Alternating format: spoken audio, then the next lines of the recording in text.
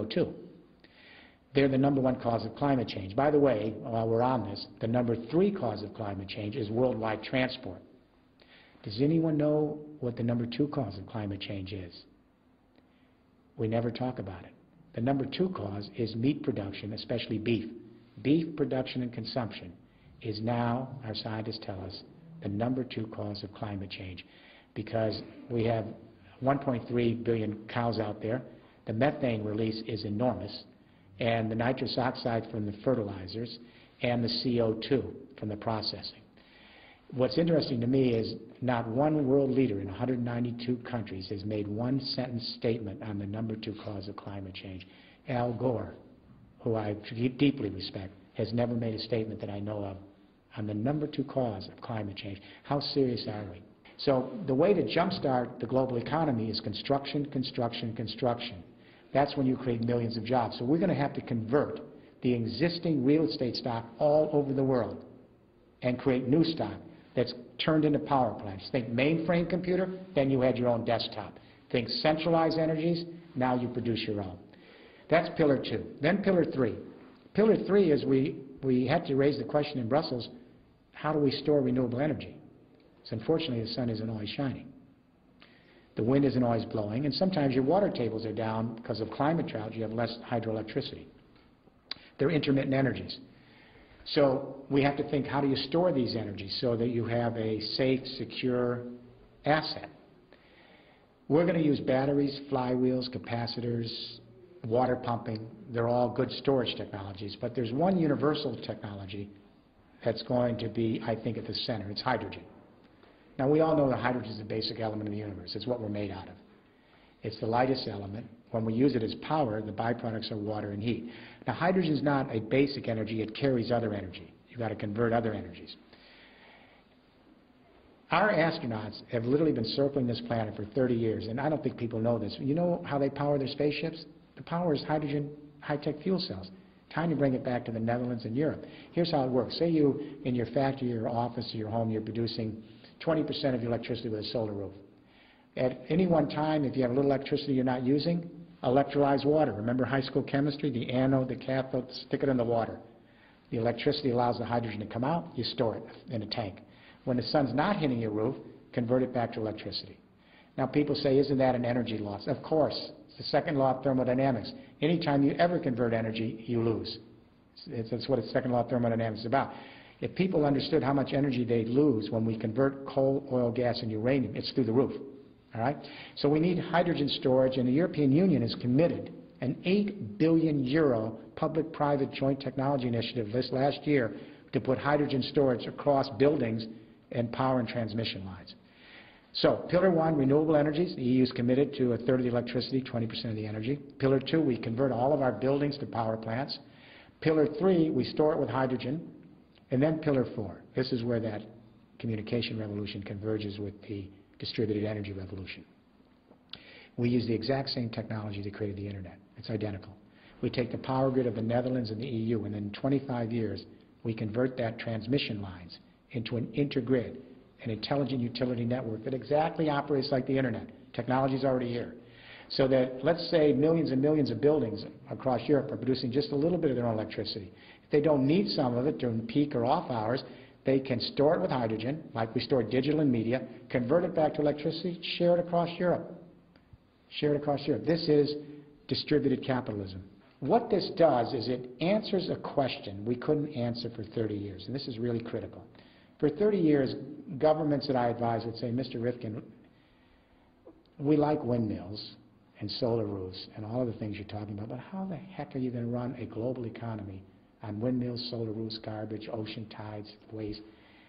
They're soft energy. They're important, we'll put them in, but you can never substitute for hard energy, which is coal, oil, gas, and uranium. That gives you the energy to run a global, highly industrial economy. For 30 years, we couldn't answer that question. We had an intuition we were on the right track because those old energies are elite, they're finite, they create pollution, and they're running out. The new energies are everywhere. They're basically free, you just have to harness them.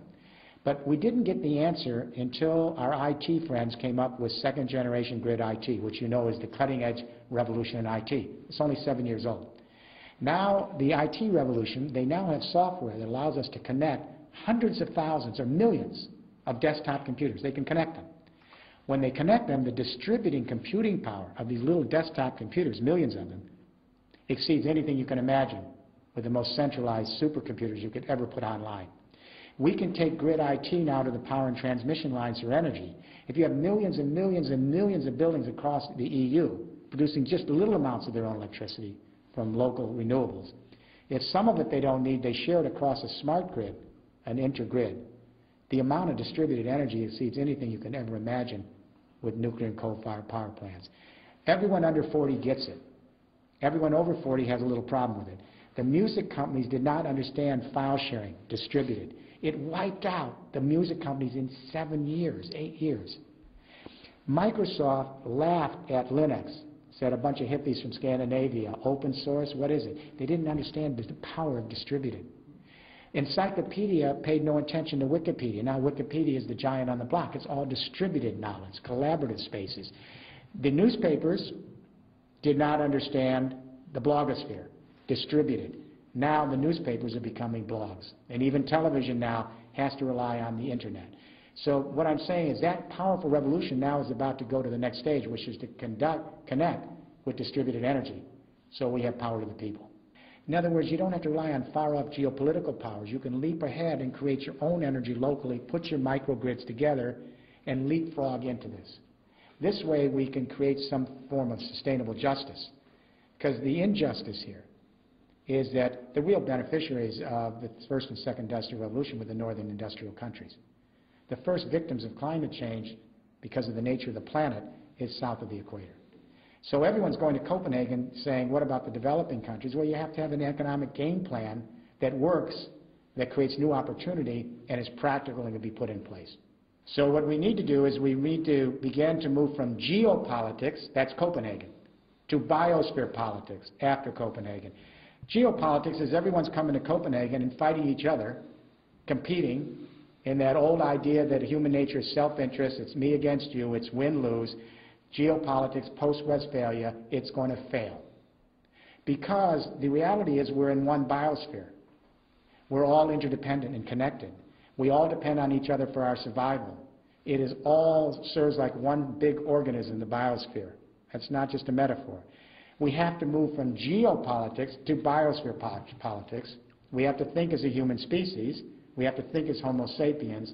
We have to create global consciousness if we're going to move this third industrial revolution and create a new civilization, an empathic civilization. It can be done. The Netherlands has an enormous opportunity here, an enormous opportunity, because the Netherlands is going to be the first victim of climate change in Europe, for sure. But secondly, the Netherlands has always been a country that understands how to balance the market and social model, and the dream is quality of life. That's the Netherlands. The Netherlands has always been more advanced than other countries on more tolerance, more openness, more inclusivity, because it began as a great sea power and trading power, so it's much more cosmopolitan. So it has the mental ingredients, it has the challenge of climate change, and it's been fairly far advanced on renewable energies and the new technologies. What I would like to do, I would love to sit down with the Prime Minister and his cabinet. I advise many heads of state in Europe, Zapatero in Spain, Chancellor Merkel in Germany. I'd love to sit down with him and our global companies and our Dutch companies and say, how do we create at the Netherlands level and the federal level the kinds of codes, regulations, and standards that would get rid of all the red tape and let this thing move? Then how do we create the financial incentives at the federal level that would allow the regions and metropolitans to move on this third industrial revolution? And the question I would ask the government is, where do you want the Netherlands to be in 20 years? In the sunset energies and industries of a second industrial revolution that's on life support, or in the sunrise energies and industries of a third industrial revolution that gives us a sustainable future? The federal government can clear the way on codes, regulations, and standards, provide incentives, provide direction. The regions can then create their own master plans to lay down these 4 pillars, as we're beginning to do in other regions. Together they create a cooperative partnership, and I think the Netherlands could be a major, major player in advancing the third industrial revolution across the EU and for many reasons across the world. I hope it happens.